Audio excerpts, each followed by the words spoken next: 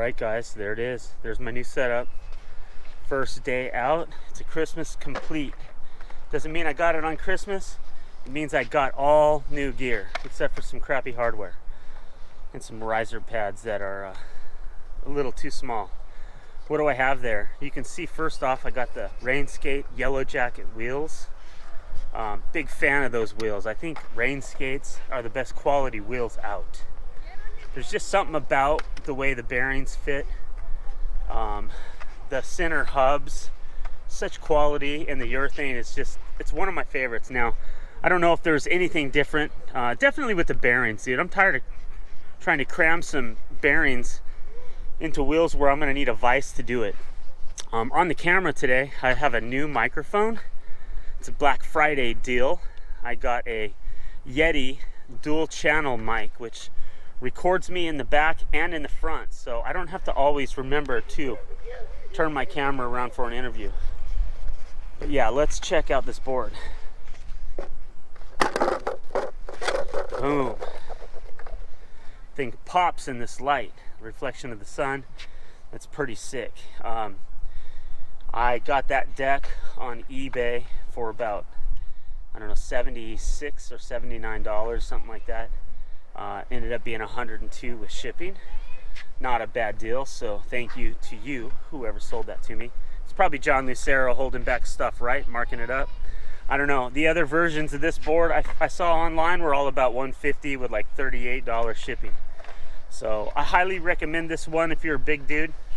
It's a 10-inch board. That said, I don't love it for street skating unless maybe I'm just cruising. Otherwise, I like a 925 instead of a 10. So there's yellow jackets everywhere out here today, Phoenix. Yeah. So yeah, be careful. Look, I got one like going crazy. Yeah, they're attracted to my board. Those look like some beautiful little flowers on the ends of those trucks. Speaking of the trucks, those trucks are the new Ace AF1 10-inchers. So I am happy to do that. They came brand new from the factory of Ace with that. Yeah, that's a joke. That's just me making a joke.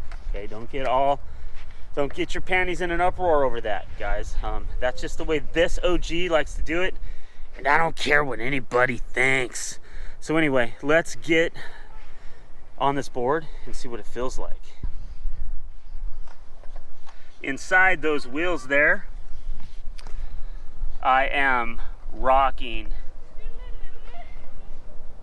the Bronson ceramic bearings, which are my favorite.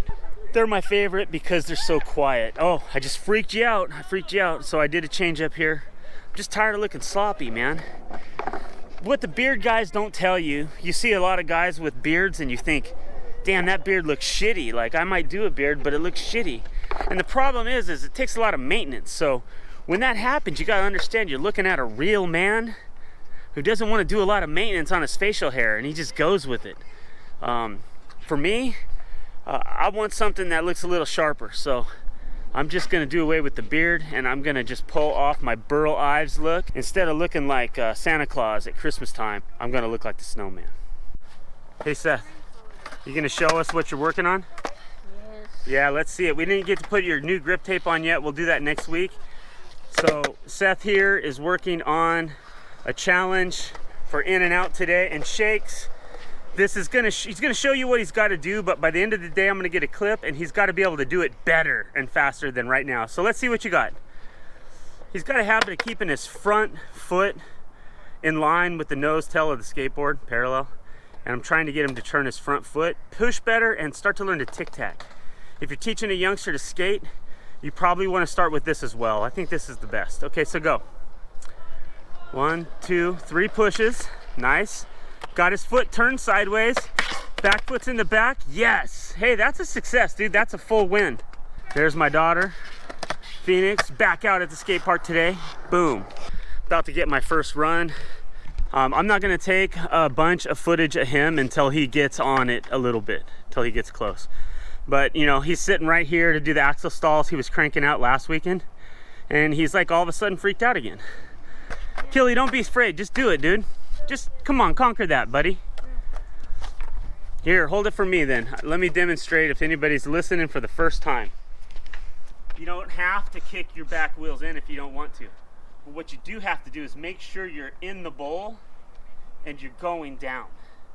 So what I like to do is bend and then lean, and that's where I say timber, and then turn, right? So I got these brand new wheels today. They're more narrow and all of that, like it's in my head. If you're on like a little skate wheel, like if you're on like a little street wheel, it's the same deal. You just got to make sure you're going down. You just can't flip your wheel back. If you're going to fall down, you're going to lift up and you're going to lean. So I'm going to fall down, lean. Let me do it again from right here. It's very easy, guys, but having your wheel on the edge of the coping allows you to push off and go into the bowl.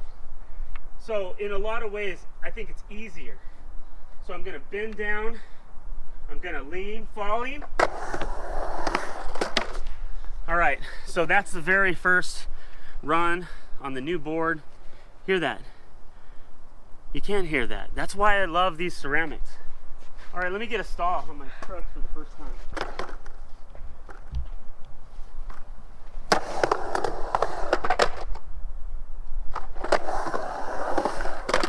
In the groove, no.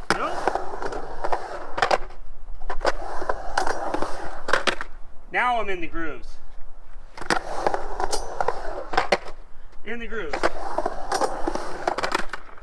Kind of not in the groove in the back. Whoa. All right, guys, we're gonna get back into this.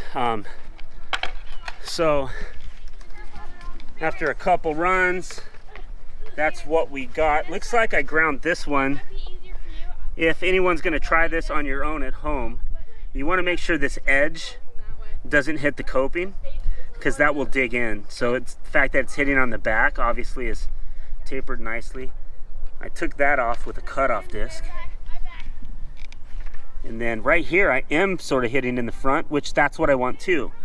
If it was a sharp edge on this side, I would dig in. So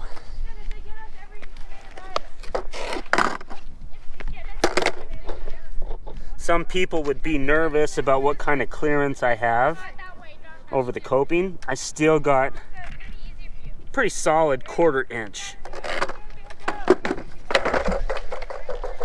I could either grind that bolt down more, I could replace those king pins with some inverted king pins to even get more room. Those grooves are enough for me right now. But they make me feel the confidence to be able to throw and commit to throwing a 10-inch truck up on that coping without the idea that I'm gonna be sliding from wheel to wheel all over the place.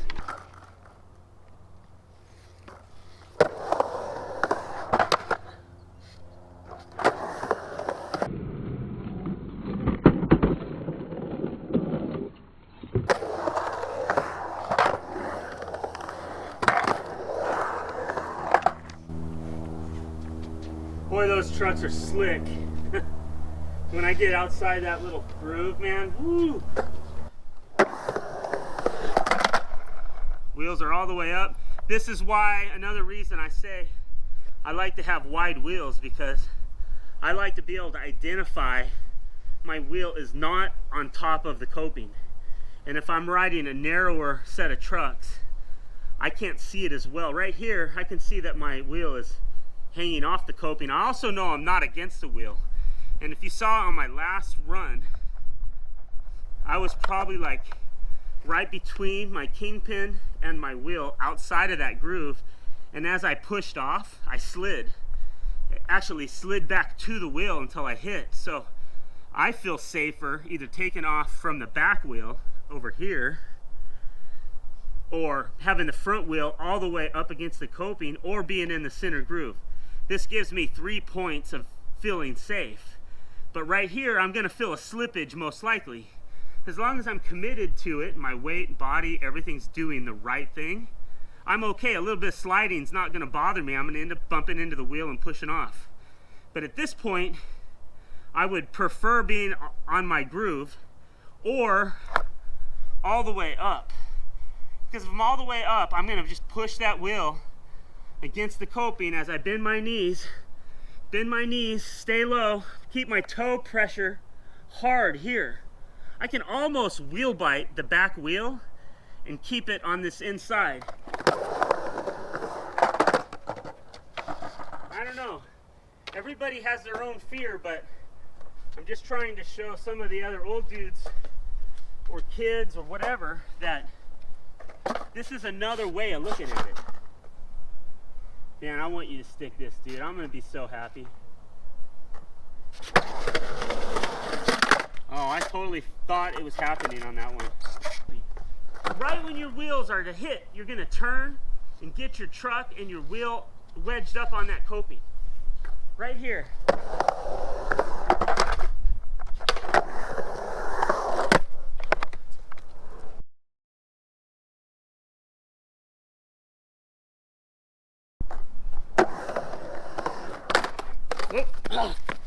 What if when you came up, you looked at it like you want to pinch this wheel right on the coping here, like that? What if you focused on that? So here we go, man. He's done a bunch of tries today. He wants to learn this trick. People think I'm forcing him to do it. I'm not. He wants to learn the trick. He's scared.